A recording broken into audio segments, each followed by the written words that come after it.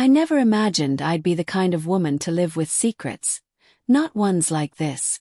But marriage does strange things to you, especially when silence becomes more familiar than affection. Mark and I had been married for nearly 8 years. On the surface, everything looked stable. A decent home in the suburbs, respectable jobs, shared routines. But beneath it all, something had begun to rot. Our conversations had turned mechanical. Did you pay the bill? Can you grab milk? The passion we once had, those long Sunday mornings in bed, spontaneous kisses in the kitchen, faded. It wasn't that I didn't love him. I did, or at least I thought I did. But love, without desire, without warmth, starts to feel like duty. And lately I was drowning in that duty. I noticed a shift in Mark before he said anything. It started with how he looked at me, not in annoyance or affection but curiosity. Quietly studying me, watching when I dressed for work, when I laughed at a movie, when I adjusted my hair in the mirror. It wasn't normal. One Friday night we went to this upscale lounge with his work colleagues. The music was low and smooth, and the air smelled like cologne and whiskey. Mark was deep in conversation with his manager, leaving me to order drinks alone at the bar. As I waited, 2 black men, tall, polished and relaxed, stepped up beside me. They weren't pushy. One, the bolder one, smiled and complimented my necklace. The other simply nodded, offering a quick, "You have a strong presence." I thanked them, flattered, and returned to our table. Later I realized Mark had seen the whole thing from across the room. But instead of jealousy, he had this strange glint in his eye, something unreadable. When we got home he didn't question me. Instead, in bed he asked, "Did they flirt with you?" I hesitated. "Maybe a little. Just talk." He smirked, brushing his hand across my bare shoulder. "And did you like it?" That question sat in the air like fog. I should have laughed, dismissed it. But I didn't. I just stared at him. And something about that moment lingered. Over the following week, his questions got more personal. "Do you think about other men? Have you ever imagined being with someone else?" I was shocked at first, but he never asked with bitterness. Only fascination, like he was uncovering something he needed to know. Then one night, as we lay in bed, his voice low and serious, he asked me if I'd ever had a fantasy, one where I wasn't held back by guilt or loyalty. I looked at him, unsure where this was going. He leaned in and whispered, "Would you ever want to be with more than one man?" I didn't answer. Couldn't. My silence wasn't a denial, and he knew that. From then on, our bedroom talks turned into strange explorations. Mark would describe scenarios, testing my reactions. I'd laugh, dismiss, or stay quiet. But sometimes, the things he said stirred something inside me, something I hadn't felt in years. It wasn't long after that he said he wanted to do something different for our upcoming anniversary. He was vague. I expected maybe a romantic dinner, a hotel night away from routine. When the day arrived, he was calmer than usual, even affectionate. He made dinner, lit candles. I wore a simple black dress, confused but curious. Around 8 p.m. the doorbell rang. Mark stood up casually. "That must be them." I blinked. "Them?" He didn't answer, just smiled, walked to the door and opened it. There they were. The same 2 men from the lounge. Troy and Deshawn. Froze. They looked more relaxed now, dressed casually, confidently. Not aggressive, not assuming, just present. I looked at Mark in shock. He stepped closer to me, kissed my cheek softly and whispered, "Don't be scared. I just want to see you free tonight." My breath caught in my throat. I didn't know what this was, love, betrayal, or something in between. But nothing about this felt casual. This was deliberate, and I had no idea how far it would go. I stood there, unmoving, as Troy and Deshawn stepped into our living room. Everything felt unreal, like I'd slipped into someone else's dream. Or maybe nightmare. My breath was shallow, my mind spinning. The sound of their footsteps on our hardwood floor echoed louder than it should have. Mark closed the door behind them, calm as ever. He turned to me and said, "You can say no, Rachel." But the way he said it, soft and steady, I knew he didn't want me to say no. His eyes weren't challenging, they were pleading. Pleading for something I didn't fully understand. Troy spoke first. "We're not here to make you uncomfortable," he said, his voice deep and warm. "Only if you want this." Deshawn nodded. "We came because your man said you were curious. But you're in control." That word, control, it wrapped around me like a cloak. Was I in control? Or had I already handed it over the moment I didn't walk away? I asked for a moment alone. Mark gave me a slight nod and the men stepped into the kitchen.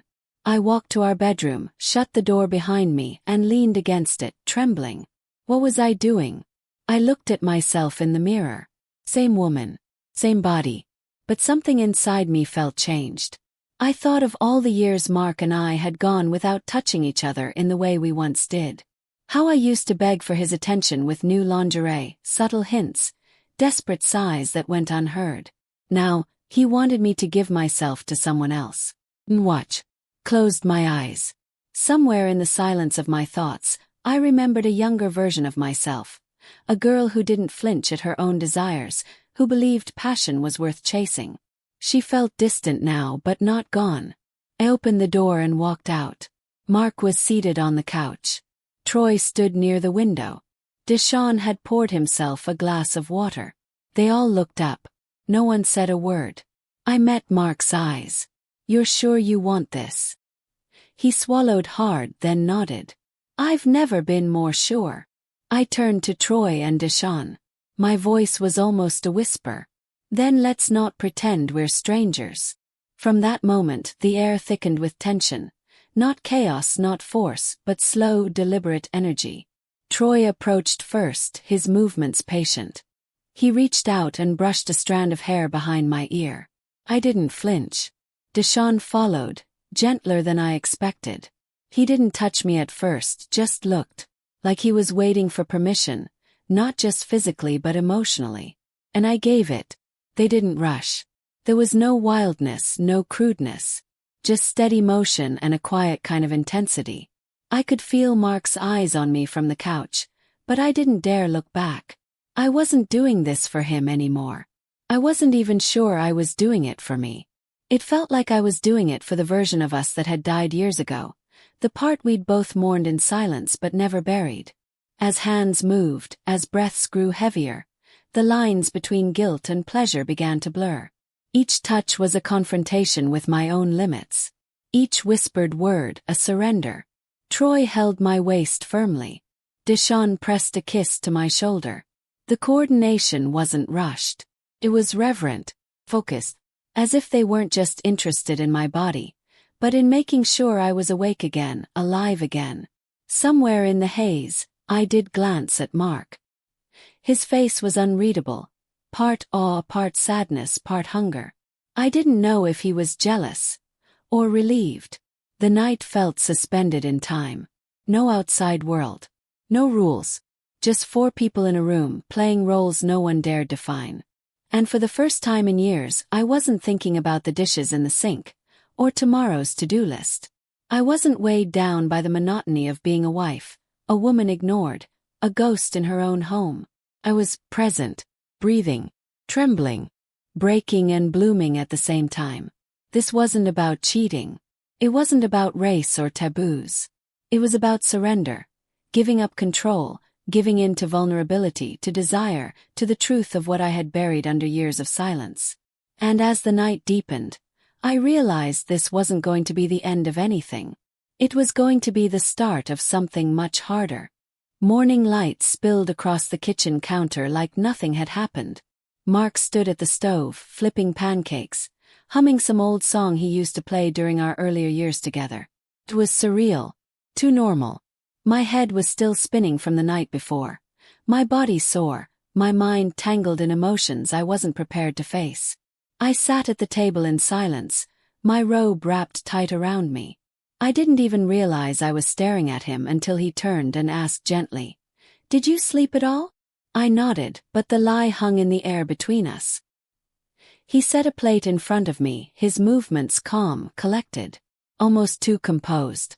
Like nothing that had happened the night before had touched him. But I knew better. I studied his face, searching for regret, anger, jealousy, something. But there was nothing except peace.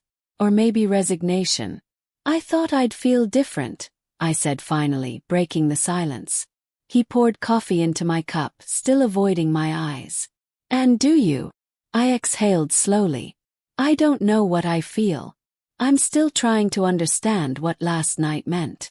Mark finally looked at me, and in his gaze was a strange mix of pride and vulnerability. It meant freedom. You've been locked up for too long, Rachel. In a life that dulled you. I just wanted you to feel something again. The words cut deeper than he knew. 'Cause he wasn't wrong. Had been numb. For months, maybe years. But that didn't make this easy. I looked down at my plate but didn't eat. Images from last night kept flashing through my mind. Not just the physical moments but the emotional weight of them. The way Troy had whispered in my ear. You're more powerful than you know. The way Deshawn touched me like I was a treasure. Not a game. Not an experiment. Woman. Mark didn't stop them. He didn't interfere. He just watched. Like he was more invested in my reaction than his own. And that's what unsettled me the most. That maybe this whole thing wasn't just about desire. But control. Did it turn you on? Asked suddenly. The question slipped out before I could stop it. Mark didn't blink. Yes. But not for the reasons you think. Waited. It wasn't just about watching you with them, he continued. It was about seeing you alive again. Seeing the fire in your eyes. You haven't looked like that in years, Rachel. I swallowed hard. That was true. I had felt something ignite inside me. Something raw and terrifying and liberating. But it wasn't all light. There was darkness too. Confusion. A lingering guilt I couldn't name. What does this mean for us? Asked. Where do we go from here? He sat across from me, his face serious now. That's up to you. The honesty in his voice made my stomach twist. For the first time I realized he didn't do this to fix us. He did it to free me. And I wasn't sure if I was ready for that kind of freedom. Over the next few days, life returned to a strange version of normal. We went to work, made small talk, shared meals. But the silence between us had changed. It wasn't empty anymore, it was charged.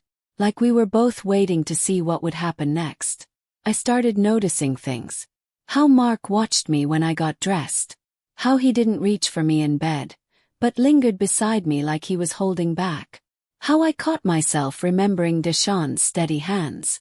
Troy's voice. The way I felt between them, seen, not just touched. I couldn't erase it. And I wasn't sure I wanted to. One night, I stood in front of the bathroom mirror, staring at my reflection. My skin bore no bruises, no marks. But something inside me had shifted. I wasn't the same woman who said yes out of loyalty or guilt. I wasn't the same wife who waited for affection. I was awake. Mark entered quietly, holding his toothbrush. He paused, watching me through the mirror. You look different, he said. I feel different. He nodded, brushing without speaking. There was a quiet understanding between us. Whatever we were before, maybe it had died. Maybe we had buried it the night he opened that door. But what rose in its place was uncertain. Not love. Not lust. Something in between. A twisted, fragile truth we both had to live with. I thought I'd feel shame. I thought I'd be haunted. But what I felt instead was clarity. 'Cause sometimes what breaks you also reveals you. And as I turned off the light, I realized something that startled me more than anything else.